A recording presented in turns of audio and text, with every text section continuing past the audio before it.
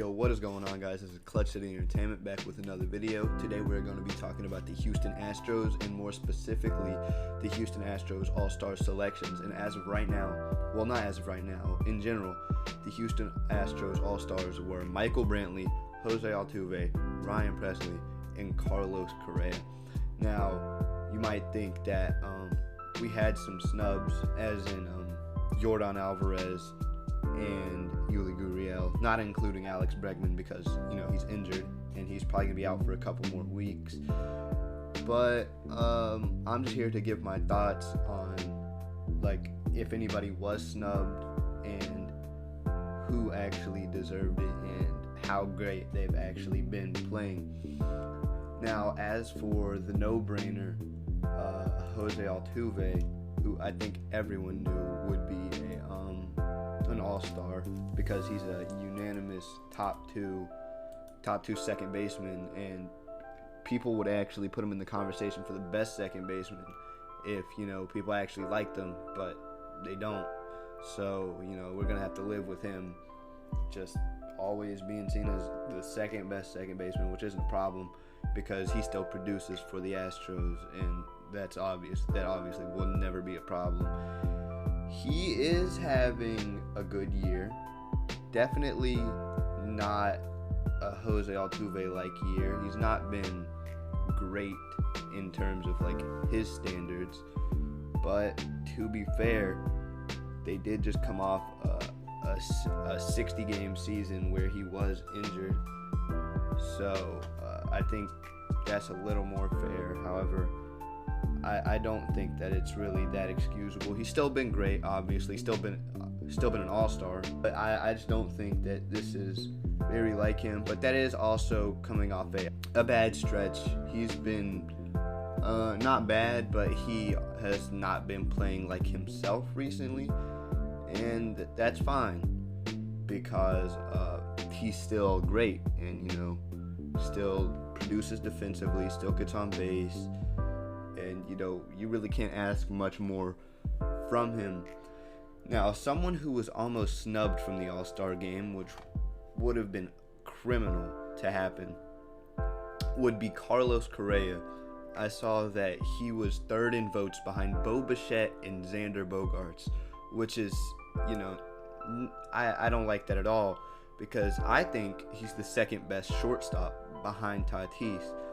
And the stats really tell the story, because he is having arguably his best year, and if not, it's been one of his best years. See, his batting average is second in his entire career, right behind 2017. So he's obviously hitting for contact in the second best in his career, and he's also hitting for power through 79 games. He has 16 home runs. That is half of the season. He is on pace to have 32 home runs. His career high in home runs was also 2017, which was 24. So he's hitting for power like he never has before, and he's hitting for contact just as much as he ever has. Now, he is walking more than ever.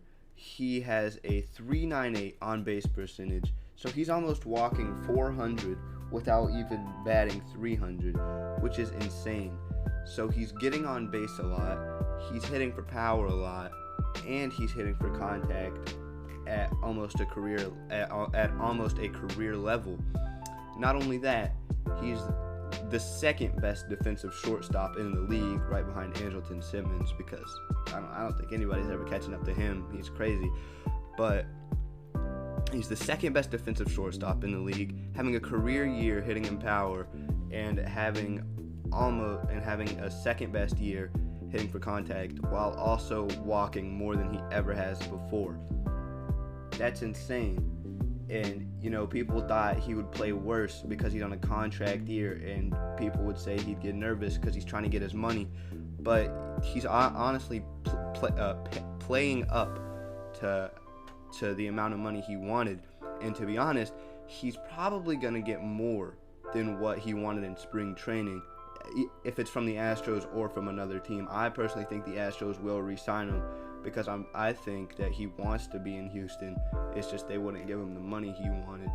So I don't think he has a career year, plays like the second best shortstop in the league, and then they just don't offer him the money he wants.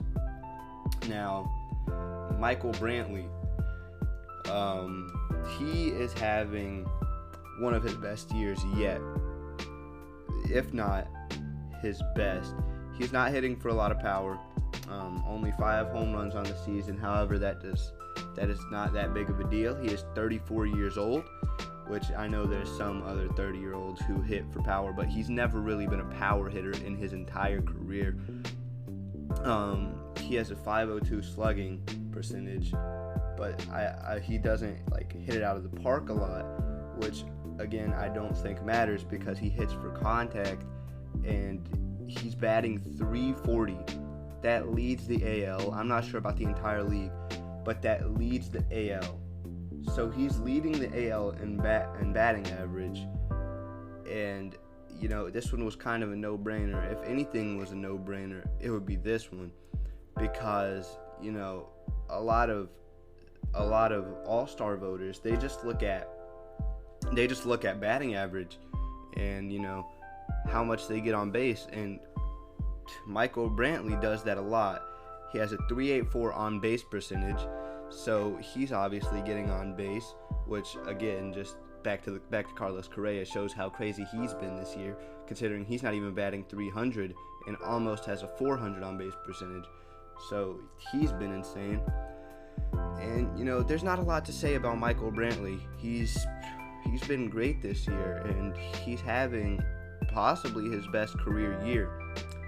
Now, as for people who might have been snubbed, Yordan Alvarez and Yuli Gurriel. Now, Yuli, I'm gonna be serious. I don't think that he was snubbed. You know, he's obviously been one of our best players, and that's great. However, I don't think that he is better, or nobody should think that he is better than Vladimir Guerrero Jr. Vladimir Guerrero Jr. is having an insane year, and with Trout injured, he is making a run for one of the best players in the league. You know, you got players like Shohei Ohtani, Jacob deGrom, Tatis, and you know, Vladimir Guerrero Jr. is up there in the same ranks with them this season, and that just goes to show how crazy he's actually been, with an on-base percentage of .438, which is crazy, 27 home runs, and he's batting .336. I just don't see how Yuli could have rivaled that. So, you know, it's not about how good Yuli's playing or how bad Yuli's playing, which he's not at all. It's more about how great Vladimir Guerrero Jr. is playing, because he is playing out of his mind, and I don't think anybody should have started over him, and that's obvious. He's been the best first baseman in the league by a lot this season. Now, as for Yordan Alvarez, you know, people are complaining about this. However, I don't think he was snubbed either.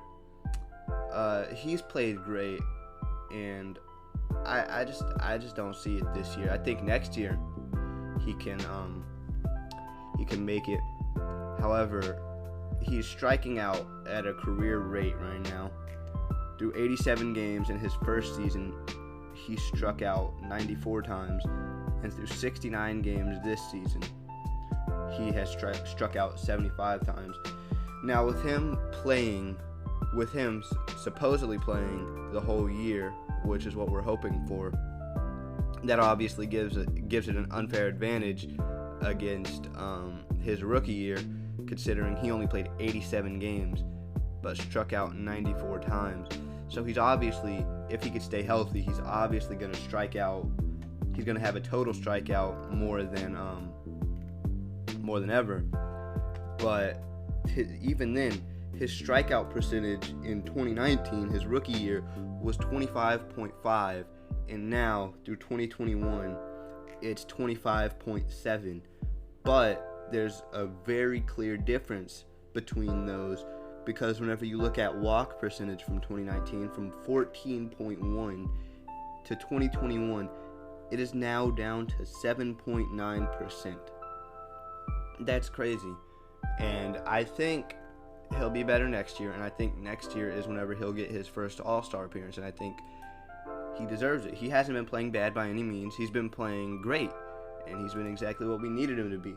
However, I just don't see a reason for him to be an All-Star. You know, he's been great, but I think next year can be his year.